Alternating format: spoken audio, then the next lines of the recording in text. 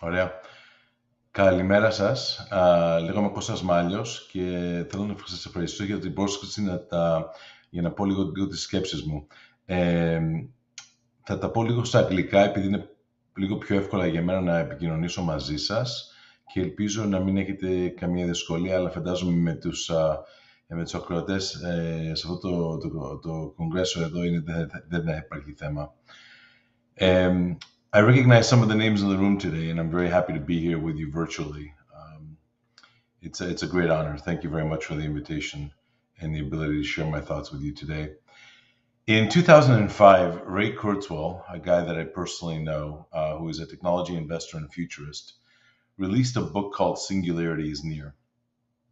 It was a nonfiction book about artificial intelligence and the future of humanity. I still have it, conspicuously visible so that I can refer to it once in a while and dream with Ray. In this book, Kurzweil describes the law of accelerating returns, in which he predicts an exponential increase in technologies like computers, genetics, nanotechnology, robotics, and AI. Ray has basically said that machine intelligence will be infinitely more powerful than all human intelligence combined in the very near future.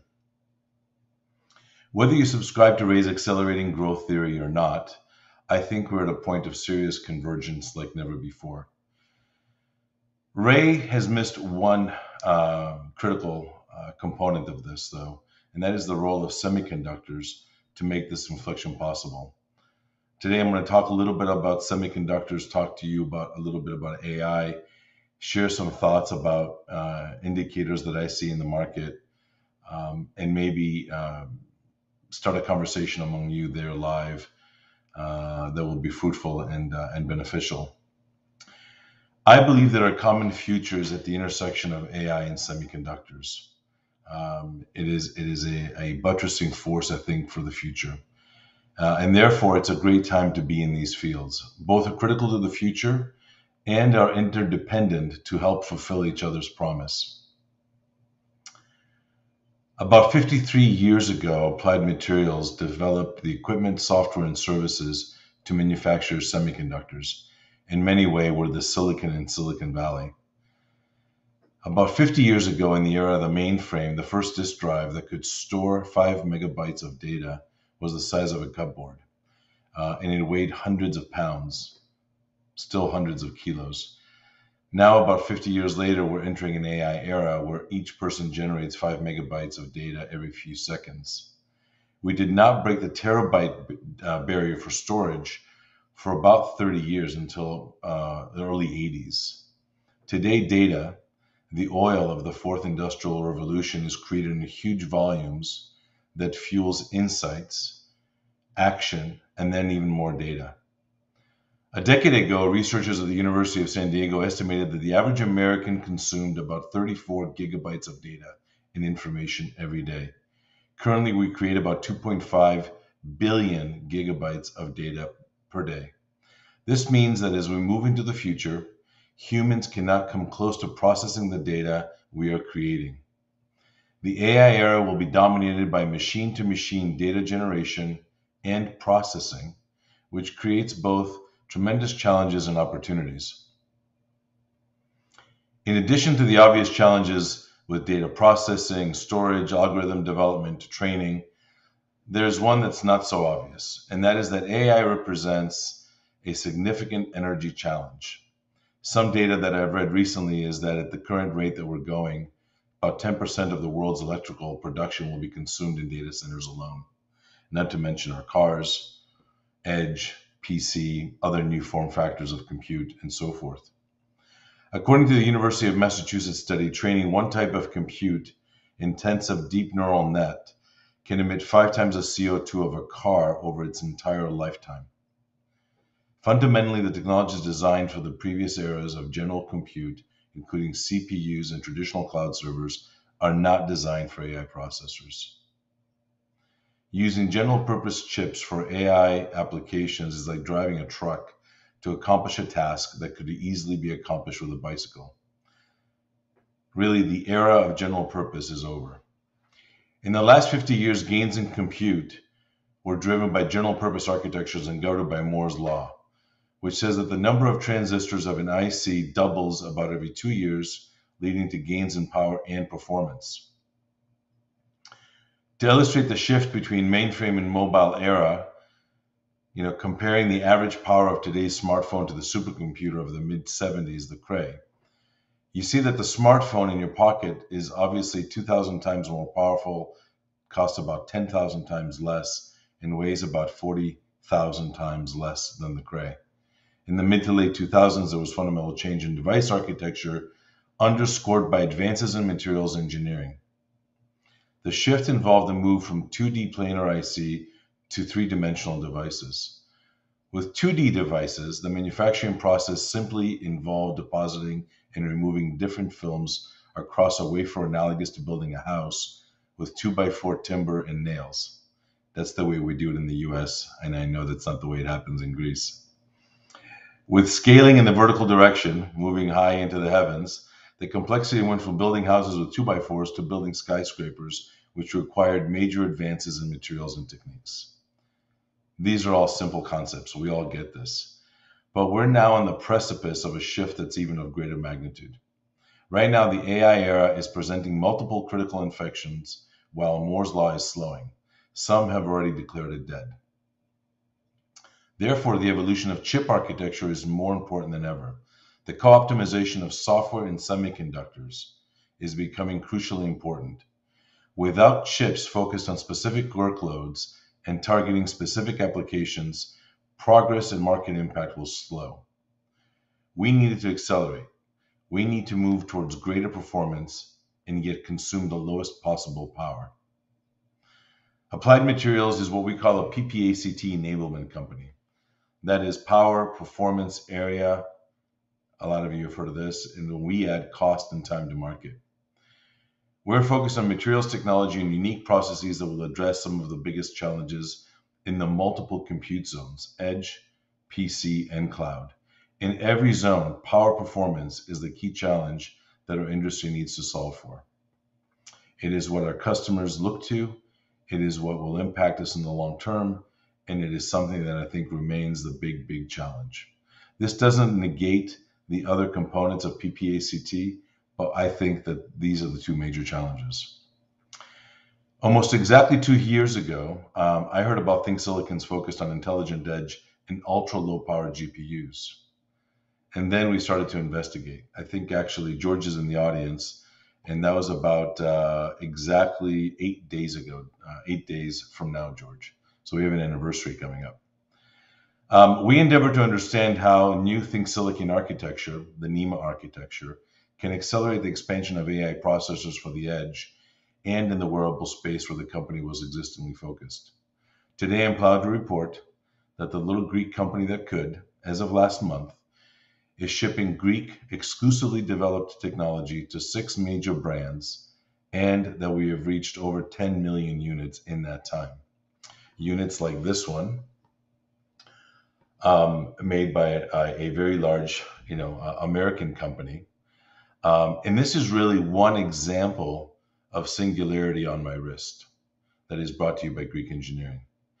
In this specific case, what ThinkSilicon and Applied Materials have done is we have provided the 7 to 10 day battery life and the amazing graphics that are brought to you by the NEMA architecture. ThinkSilicon's journey from optimized low-power graphics processors moving to an intelligence edge AI is an incredible example of diversity in the evolving requirements of the AI era. We've all known what CPUs have done for us. We've all known how GPUs have helped the CPU along. We're now being asked to think about NPUs and the importance of each of those in a device is really changing, I think, monumentally. We will see changes in the next 3 years, 4 years, that I think will be really consequential. The rise of the intelligence edge and concepts like the metaverse are expanding our conceptions of devices and compute. The intersection of 5G, AI, and IoT working together is allowing us to define new concepts of intelligence edge and beyond in the other zones. There's some downsides, there's some good sides. McKinsey estimates that up to 50% current jobs could be automated using today's technology, which will give rise to significant change and as significant as the first industrial revolution of the 1890s. In the next decade, we will see a major shift in how humans will interact and partner with AI, which will fundamentally change the way we work and live. If you think about how you interact in today's environment, you will see that this is already happening all around us. Our primary compute interaction is no longer staring at screens. Our compute is on our body. We are wearing it. It surrounds us, and of course, in the future, it will be with us every day, all day, and it will be augmented by AI-powered sensors and robotics. Let's take an example that's pretty hot right now, and that's healthcare. We're all painfully familiar with the situation that healthcare is in and that we are in with it. Most of the time, the medical system lets us down. It costs too much, the personalization is lacking, and program managing your own healthcare requires almost professional level skills. It needs improvement on multiple vectors. If you enter AI and robotics as examples, you will see that they will improve mundane tasks such as scheduling and workflow, which will both benefit profusely using AI. AI will eventually be able to read X-rays and MRIs and help even with preventative care. Intelligent prosthetics will allow amputees to operate prosthetics using their nervous system. Packaging materials themselves will be able to detect foodborne pathogens. And viable human tissue will be bioprinted, bringing the possibility of rejection-free organ transplants. Machine learning is already being applied to brainwave EEGs that can classify mental and emotional states. Within a few years, some aspects of the telepathic typing and mind reading that we've been reading about for decades are likely no longer to be science fiction. All of these are coming. In fact, a lot of these are already in process. There are things that I've been, hearing about that really not just surprise me, but inspire me about what will happen. And also, frankly, they concern me to make sure that we manage AI and robotics in a very ethical way. While we talk a lot about future scenarios, let's talk about some real examples that are shipping today. In new cars, data collection and AI has been key. Tesla and the role of data in autonomous vehicles have proven this out. Data is the real differentiation that enables these new scenarios. If you've driven a Tesla, you know that you can basically geek out to your heart's delight. For example, you wake up in the morning and new features are available in your car through over-the-air firmware and software upgrades that are just simply turned on. It feels like you're getting a new car overnight. It's like getting a Windows or an iOS update, while you sleep. The car is now more like a mobile phone with wheels than ever. Some of the whiz bang that is brought to us by custom silicon, like the newly announced D1 chip from Tesla, whose job is to train the machine learning algorithm behind its autopilot self-driving system. We keep hearing Tesla announcing more and more self-driving and autonomous driving. This is really how they're making it happen. They're building their own silicon.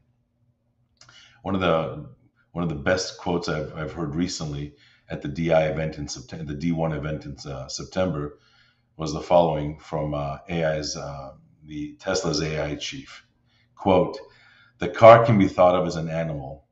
It moves around autonomously, senses the environment, and acts autonomously." That gives you a lot of insight as to the philosophy that Tesla has about its cars and where they're going. More and more car companies are now designing custom chips to allow them to more effectively compete. And while Tesla has led the way, Lucid, another great car brand that's just recently launched, BYOD from China, and many others are designing their own custom silicon for similar reasons. Now we're seeing the Tesla experience of the few reaching the rest of the world very quickly. This means that dozens of car companies will broadly distribute the future to the rest of us very, very soon. I had the chance to drive the new Mercedes EQS, which is the new S-Class all-electric vehicle, a few weeks ago. This car is pretty amazing, and it's not just amazing um, in itself, but it's an amazing that someone other than Tesla is now this far along. Let me give you some data. The EQS has about 350 sensors that include ultrasound cameras, radar, and LiDAR. It has adaptive cruise, the ability to adjust acceleration behavior, not just speed, lane detection, and automatic lane changes, as well as steering assist that helps the driver follow the driving lane at speeds up to 130 miles an hour. That's over 200 kilometers per hour. It has level 3 driving, and that's coming to a road near you. Level 3 has been this elusive promise that has been made for years, but it is literally around the corner. The underlying AI is designed to learn and predict the driver's behavior. Over time, such as driving the EQS for 6 short hours, is enough to train the AI to predict and contextualize the car interactivity with the driver and the passengers and profile each car occupant, not just the driver and the front passenger, but the passengers in the rear seats. Driver profiles are automatically generated and personalized, and they start providing a physical and virtual world inside the car that engages a multi-sensory experience. As I'm saying this, it sounds like I'm making a marketing statement, but in fact, it's actually a pretty amazing experience of audio, scent, visual, and it even orders you a pizza. Where we go from here, the limit is up to us. It depends on how much AI we want, how much predictability we want, how much transparency into our lives we want to offer to car companies, but not just how much we want to integrate in a more singular world between technology and biology. Is there any difference anymore? It's a good question to ask. The AI era will require a proliferation of domain-specific chips to develop the specific performance characteristics required for applications like the ones I just mentioned. The technology development underpinning these radical changes is not trivial to develop, and it will require people in this room to innovate, collaborate, and help define the future. I want to underscore the collaboration piece because I think it's important to the context of this audience, this forum, and I think, frankly, to Greece. I'll talk a little bit more about that in a minute. Applied provides the materials, technology, and equipment to realize this vision, and we're working on some amazing technology. So, for example, in the leading edge nodes that require immense accuracy and precision, the silicon equivalent to cutting a blade of grass on an entire football field or soccer field to the exact same height, all within the thickness of a human hair, is what we think about. That's what we're delivering today. Andrew Ng, who's a Stanford professor, calls AI the new electricity because it has the ability to transform every industry and create huge economic value in every sector, from healthcare to manufacturing to logistics to transportations. At the same time, AI is profoundly interdisciplinary and requires close collaboration between innovators working from atoms to algorithms. Oh, yeah. This type of thinking requires strong technical background, deep understanding of products and markets, and the luxury to work on long-term strategic goals. I think this provides a significant opportunity for the ecosystem here in Greece. But to capitalize on this opportunity, you have to look beyond the specific markets and specific technology. You need to think about how you can break the rules that we're all working with today. No single startup or individual can have this kind of breadth or depth of domain knowledge, but they can have a collective vision. I think ecosystems like the one here in Greece have the ability to develop transformative technology, but not by working in silos. The impact of bringing technologies and data from different sources and fields is exponential and multiplicative. So Greek companies tend to be subscale for many factors, but now is the time to, I think, change, to look around the room, get to know each other better, to the point of dreaming and partnering together, and then search out for others to help. In closing, when I was at Microsoft, I got to work with a guy named Bill. Among many things he used to say is that we overestimate what can be done in the next 2 years, but we greatly underestimate what can be done in 10 years. It's a great time to be in AI and in semiconductors. I want to encourage you to work together and find new ways to collaborate for more global impact for the companies you serve and the ecosystem we're all a part of. Thank you very much.